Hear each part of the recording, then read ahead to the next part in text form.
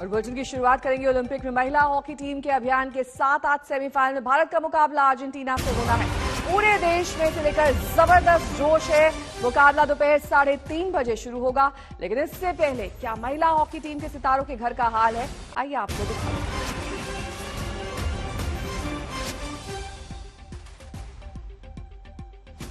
Tokyo Olympic में आज शानदार शुरुआत रही है। फ्री स्टाइल कुश्ती में रवि दहिया क्वार्टर फाइनल में प्रवेश कर चुके हैं। रवि दहिया का बेहतरीन प्रदर्शन, क्वार्टर फाइनल में एंट्री। वहीं जैवलिन थ्रो के फाइनल में नीरज चोपड़ा पहुंच चुके हैं। नीरज चोपड़ा ने भी बेहतरीन परफॉर्मेंस दिखाते हुए फाइनल में अपनी एंट्री कर ली है। महिला हॉकी के सेमीफाइनल में आज अहम मैच है। अर्जेंटीना से मुकाबला होना है। दोपहर 3:30 बजे ये मुकाबला शुरू होगा।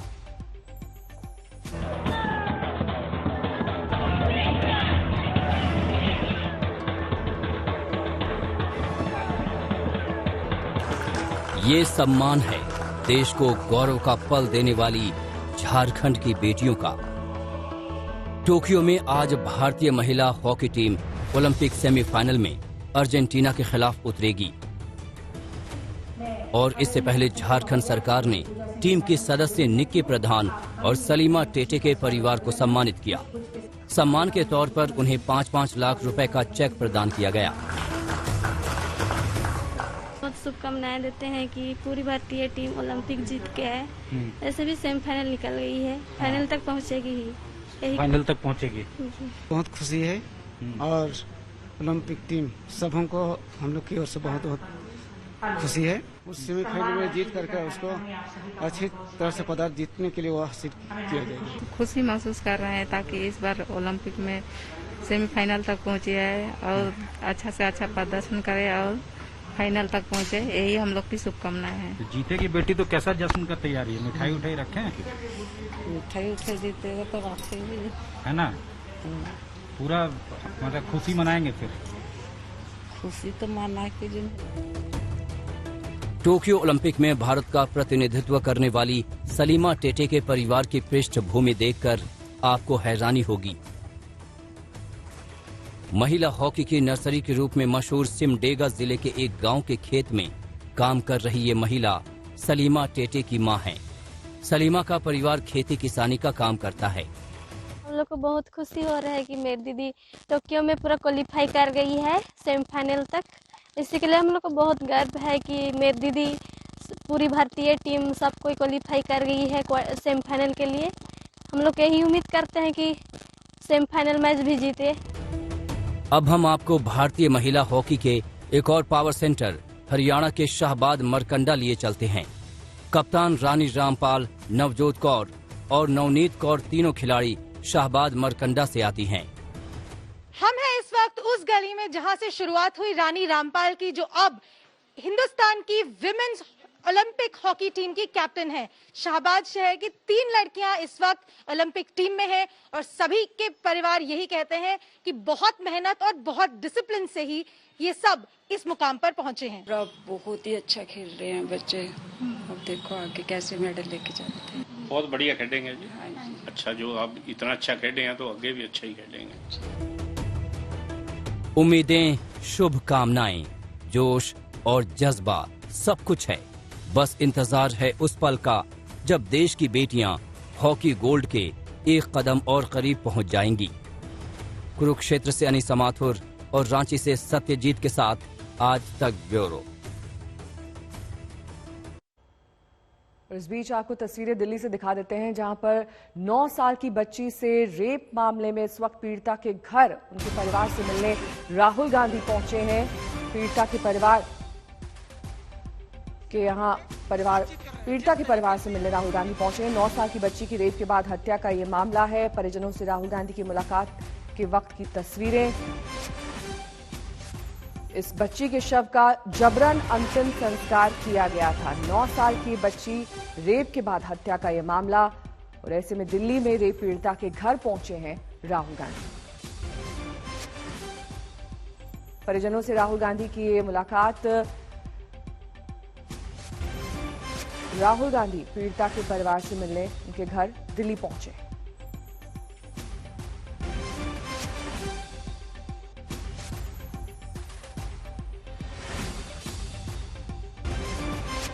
9 साल की इस मासूम की रेप के बाद हत्या कर दी गई थी।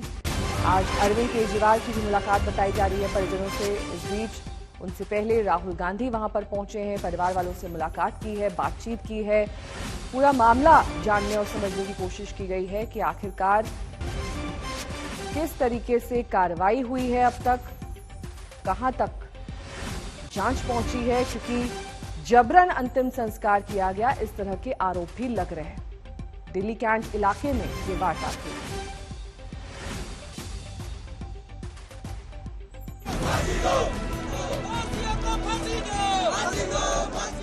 परसों की घटना में विक्टिम जो पीड़िता है, जिसकी माँ बाप है, उनको 164 के बयान के अंतर्गत एसीपी थाने में होने के बावजूद, एसएचओ थाने में होने के बावजूद उन लोगों ने पूरे दिन इनके माँ बाप को थाने में धमका के रखा है।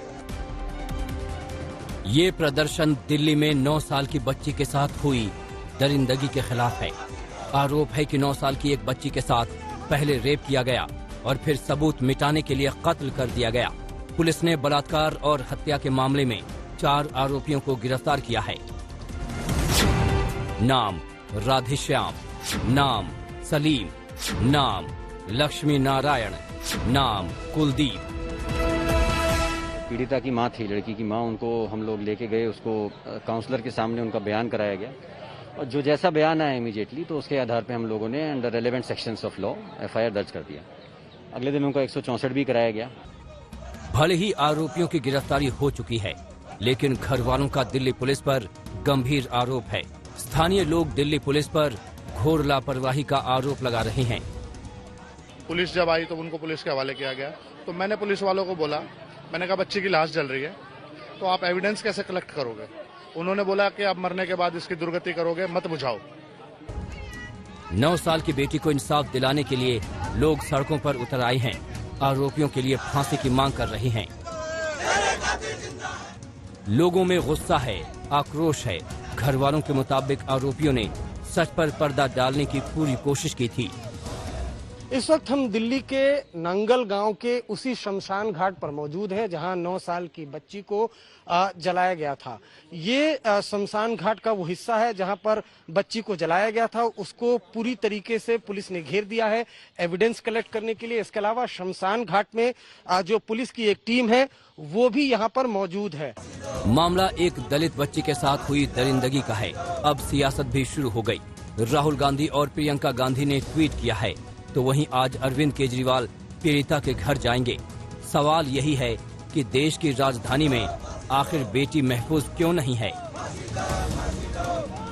अरविंद ओझा, दिल्ली आज तक।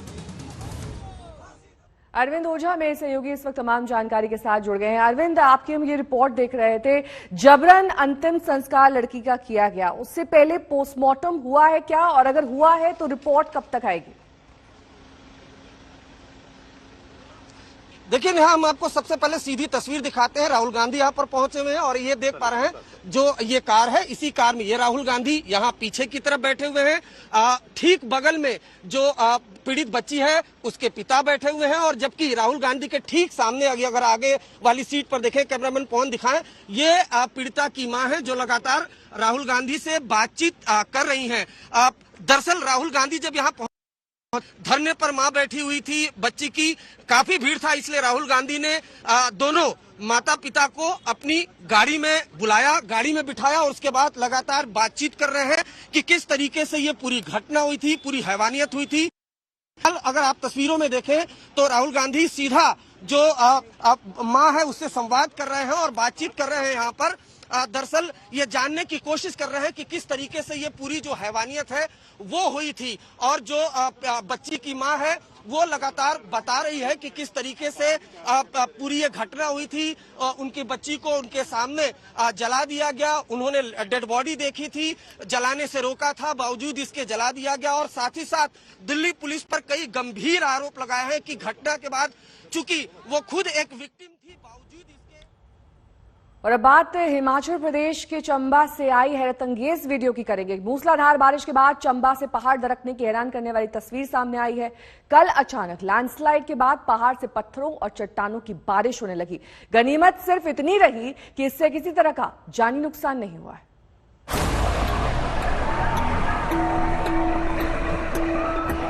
आप अगर मूसलाधार बारिश से परेशान हैं, तो इन तस्वीरों को देख लीजिए। इसे कहते हैं आफत बरसना। पहाड़ पत्थरबाज बन गए हैं। दरकते पहाड़ से जमीन पर पत्थरों की बारिश हो रही है।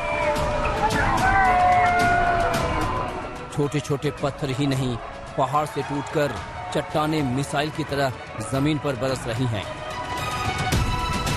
पहाड़ दरकने से कई पेड़ें भी गिरकर नीचे खाई में समा गईं। ये दिल दहलाने वाला वीडियो हिमाचल प्रदेश के चंबा जिले का है। जिस जगह पर पहाड़ टूटने की आपदा आई, वो जगह है चंबा जिले का भरमौर हड़सर सड़क मार्ग। इस भयानक लैंडस्लाइड में 50 मीटर से ज्यादा सड़क का नामो निशान मिट गया।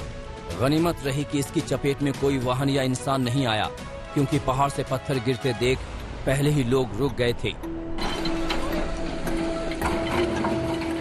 इसी सड़क मार्ग से लाखों श्रद्धालु पवित्र मणि महेश की यात्रा पर जाते हैं। पहाड़ दरकने के बाद वाहनों के लिए तो क्या, लोगों के पैदल चलने तक का रास्ता नहीं बचता। अब जरा दूसरी तस्वीर देखिए। ये चंबा के तिस्सा की है, जहां भारी बारिश के बाद नाले से ऐसा मलबा आया कि भराड़ा बस स्टैंड में खड़ी कई बस और अन्य गाड़ियां मलबे में दब गई। कई दुकानों पर भी मलबा भर गया। मॉनसून इस बार हिमाचल प्रदेश पर आफत बनकर टूटा है। बादल फटने से लेकर फ्लैश फ्लड और लैंडस्लाइड, जब से मॉनसून की एंट्री हुई है, हिमाचल से लगातार आपदा की हाहाकारी तस्वीरें आ रही हैं। विशाल आनंद, चंबा, आज तक। उत्तराखंड के चमोली से भी पहाड़ टूटने की तस्वीरें सामने आई हैं। बद्रीनाथ राष्ट्रीय राजमार्ग 58 पर जोशीमठ गोविंद घाट के बीच बलदूड़ा के पहाड़ टूटने की घटना हुई है। पहाड़ से चट्टानें टूटकर हाईवे पर आ गिरी। जिस वक्त ये घटना हुई, इस वक्त ऑल वेदर सड़क निर्माण का काम चल रहा था और पहाड़ दरकने के बाद बद्रीनाथ राष्ट्रीय राजमार्ग एक बार फिर से बाधित हो गया।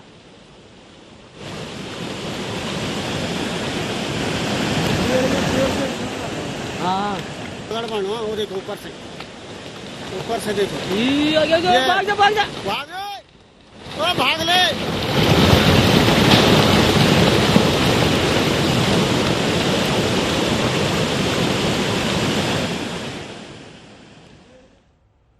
तो मॉनसून चरम पर है। देश के कई हिस्सों में आसमान से इस तरह पानी बरस रहा है मानो आफत बरस रही हो। रेतीले सूबे राजस्थान की आपको खबर दिखाते हैं। वहां से एक तस्वीर आई है। कोटा जिले में दरअसल मूसलाधार बारिश से बाढ़ जैसी स्थिति उत्पन्न हो गई है। यहां कॉलोनी से लोगों को रेस्क्यू करने के लिए बोट का सहारा लेना पड़ा है।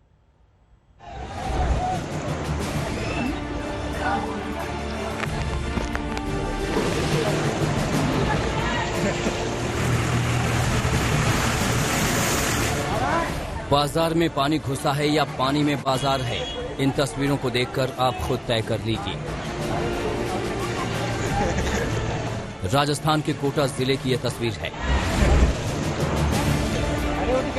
पिछले 3-4 दिनों में इतनी मूसलाधार बारिश हुई कि इलाका पानी पानी हो गया। बाजार में इतना पानी भरा कि मानो सैलाब आ गया हो। सड़कें इस तरह पानी से भर गईं कि इन पर चलना किसी जोखिम से कम नहीं है। इस ट्रैक्टर को देख लीजिए, ऐसा लग रहा है बीच दरिया में चल रही हो। इतना पानी कि पूछिए मत। समस्या आती है, 4 साल से इधर पानी भर रहा है और कोई ना तो निगम पूछने आती है, ना कोई मोहल्ले वाले शिकायत करते हैं। और उधर तोड़ने जाते हैं तो मना करते हैं और पानी को इधर इधर ले रहे हैं। यहाँ नाला कराने की सोच रहे हैं। लगातार हुई बारिश की वजह से कोटा जिले में कई जगह कॉलोनियों और बस्तियों में ऐसा ही मंजर है। बोरखेड़ा बस्ती और बालाजी नगर में कई लोग पानी भरने की वजह से अपने घरों में फंस गए, जिनको रेस्क्यू करने के लिए नगर निगम की टीम पहुंची। चर्च किधर है? तस्वीरें देखिए, रेस्क्यू टीम बोट लेकर पहुंच रही है और घरों की बालकनी में फंसे लोग जल्द पहुंचने का इशारा कर रहे हैं।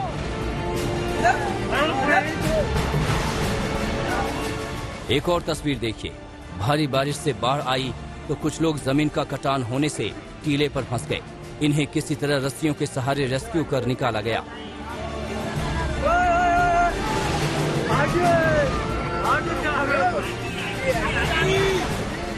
कोटा जिले के इटावा और खतौली क्षेत्र में भी बारिश की वजह से बाढ़ के हालात उत्पन्न हो गए हैं और इस क्षेत्र के 50 से अधिक गांवों का संपर्क कट गया है। संजय वर्मा, कोटा, आज तक। मध्य प्रदेश के शिवपुरी में भारी बारिश से ताहिमाम मच गया। मूसलाधार बारिश से शिवपुरी को झांसी से जोड़ने वाला NH-25 कल बंद हो गया। इसके अलावा संख्या सागर बांध का पानी कोटा भगौरा गांव की ओर जाने वाली सड़क पर आ गया है, जिससे गांव के ठीक पहले वाले पुल पर करीब 15 फीट पानी है। देखिए आज तक संवाददाता रवीश पाल सिंह की ये रिपोर्ट। शिवपुरी में हुई जबरदस्त बारिश की वजह से शिवपुरी शहर का संपर्क कई दूसरे शहरों से पूरी तरीके से कट गया है। झांसी जाने वाला जो रास्ता है शिवपुरी से, पुराना रास्ता है, नेशनल हाईवे नंबर 25 है ये, वहां पर पासी में बांसखेड़ा तालाब है, उसकी पाल फूटी है और उसके बाद तालाब का पानी अब निकल करके पूरी तरीके से सड़क पर आ गया है। और तस्वीरें हम आपको दिखाने की कोशिश करते हैं कि लोग अभी भी मान नहीं रहे हैं, इसके बावजूद कि पानी का बहाव इतना तेज है, लेकिन लोग मूर्खता दिखाते हुए अभी भी देखिए आप उसी पानी में से गुजरने की कोशिश कर रहे हैं। मैं आपको एक दूसरी तस्वीर दिखाऊंगा जहां पे इस वक्त मैं चल रहा हूं। यहाँ पे आप देखिए पानी का बहाव कैसा है। ये वो पूरी सड़क है, नेशनल हाईवे है ये, और यहाँ से तालाब का ये पूरा पानी आप देखिए, अंदर गांव है कोटा भगोड़ा गांव, वहाँ गांव की तरफ ये पूरा पानी जा रहा है और पानी का ये बहाव इतना तेज है कि यहाँ पे अपने पैर जमा पाना भी बेहद ज्यादा मुश्किल है। ये बहुत तेज पानी का बहाव है जो इस सड़क से होकर के अब गांव की तरफ जा रहा है। और ये हम तस्वीरों से आप अंदाजा लगा सकते हैं कि किस कदर बारिश ने तबाही मचाई है शिवपुरी और उसके आसपास के इलाकों में। 800 मिलीमीटर से ज्यादा बारिश अब तक शिवपुरी में हो चुकी है और शिवपुरी हो, श्योपुर हो, दतिया हो या फिर गुना, इन तमाम जगहों पर खासतौर से ग्वालियर चंबल संभाग में बीते 24 घंटों के दौरान पानी से हाहाकार मचा है। फिलहाल पुलिस यहाँ पे अब आ गई है और पुलिस ने इस पूरे सड़क पर बैरिकेड करके जो भारी वाहन है यहाँ से निकलने की अगर कोई कोशिश करे तो उसे रोक दिया है, क्योंकि सड़क का आगे का ये हिस्सा जो है वो बताया जा रहा है कि पानी के तेज बहाव की वजह से पूरा बह गया है और यहाँ पे एक बड़ा गड्ढा बन गया है। अगर कोई गाड़ी यहाँ से निकलने की कोशिश करे तो दुर्घटना हो सकती है। NDRF की बस भी यहीं पे कुछ देर पहले दुर्घटनाग्रस्त हो गई थी। यहाँ पे बस फंस गई थी गड्ढे में, लेकिन बाद में उसे निकाल लिया गया। कैमरामैन इरशाद खान के साथ रवीश पाल सिंह, शिवपुरी, आज तक। देश की राजधानी में कोरोना काल के बीच अय्याशी का काला खेल चल रहा है। हमारे संवाददाता नितिन जैन ने अपने खुफिया कैमरे में जो तस्वीरें कैद की वो आपको हैरान कर देंगी।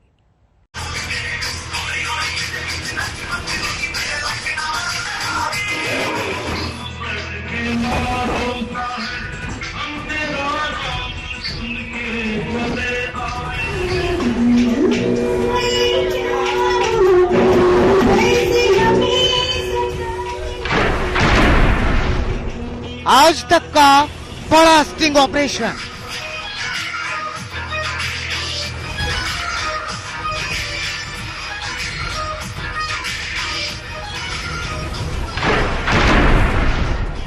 दिल्ली के बार बालाओं का खिलौना खेल।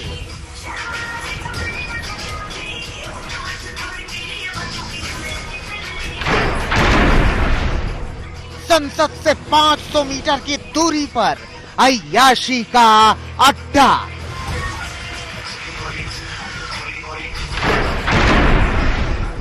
कोविड प्रोटोकॉल यहां धुएं में उड़ाया जा रहा है।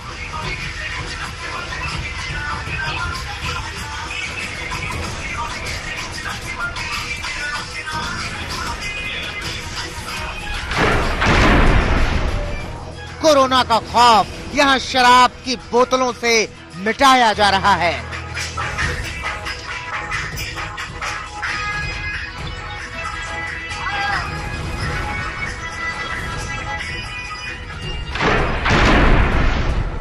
कानून ठुमकों पर झूम रहा है।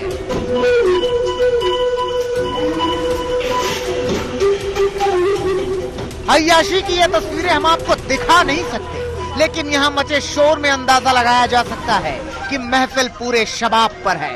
लाल पीली नीली जलती बत्तियां, धुएं से भरा हॉल और टकराते जाम अय्याशी की पूरी कहानी बयां कर रहे हैं।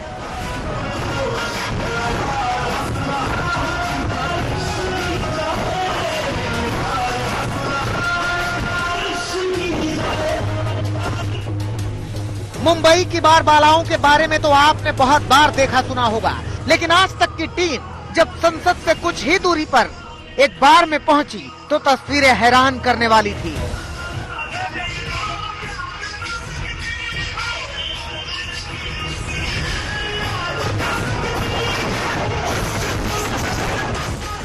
पंचकुइया रोड और पहाड़गंज में अय्याशी के बार धड़ल्ले से चल रहे थे। तेज आवाज से भरे हॉल में बारबालाएं अपने हुस्न की नुमाइश कर रही थी। हर ठुमके पर नोट हवा में उछाले जा रहे थे। हुक्के के गुड़गुड़ के साथ अय्याश ज़ादे अपने चरम पर नजर आ रहे थे।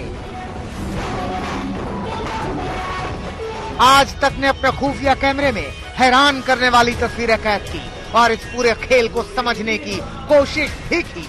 आखिर कैसे मॉनसून सत्र के दौरान संसद से महज 10 मिनट की दूरी पर यह अय्याशी का पूरा खेल चल रहा है। आखिर प्रशासन की नाक के नीचे ये शोर किसी को सुनाई क्यों नहीं दे रहा था? कहाँ था कोरोना का प्रोटोकॉल? कहाँ से आई दिल्ली में बारबालाएं?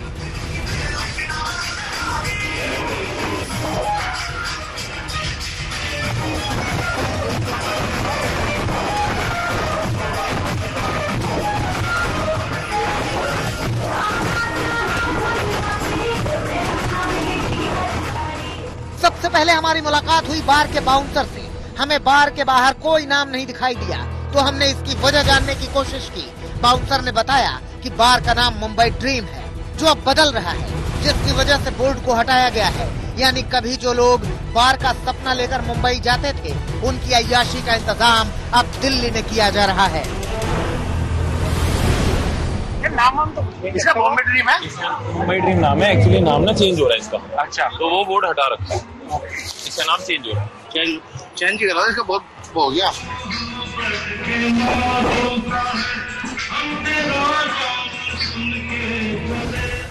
शनिवार का दिन वीकेंड होने की वजह से महफिल अपने शबाब पर थी। नशे में एक दूसरे पर लोग लदे हुए थे। न मास्क, न सोशल डिस्टेंसिंग और न ही कानून का डर। पूरा खेल मालिक ने सेट कर रखा था।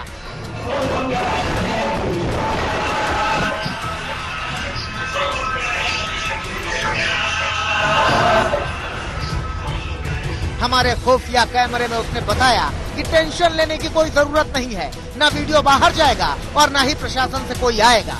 बेफिक्र होकर बस मजे करिए।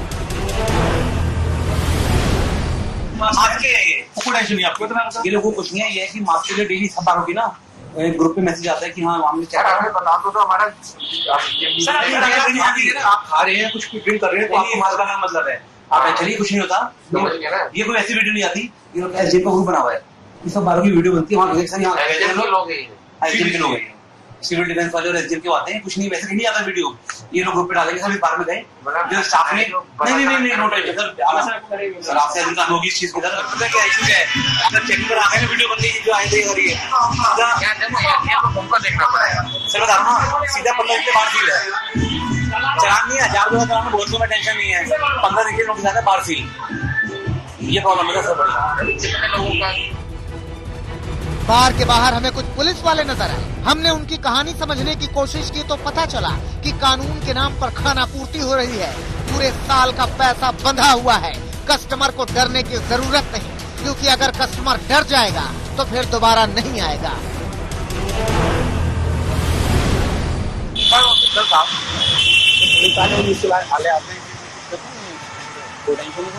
मंथली लेते हैं, 1 लाख मंथली ले रहे हैं, टेंशन की बात नहीं।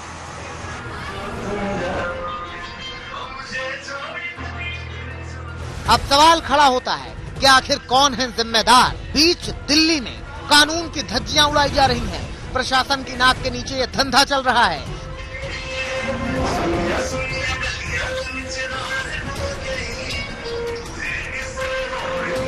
दिल्ली में बारबालाएं नाच रही हैं, न कोई रोकने वाला, न कोई एक्शन लेने वाला। चंद पैसों के लिए लोगों की जान जोखिम में डाली जा रही है।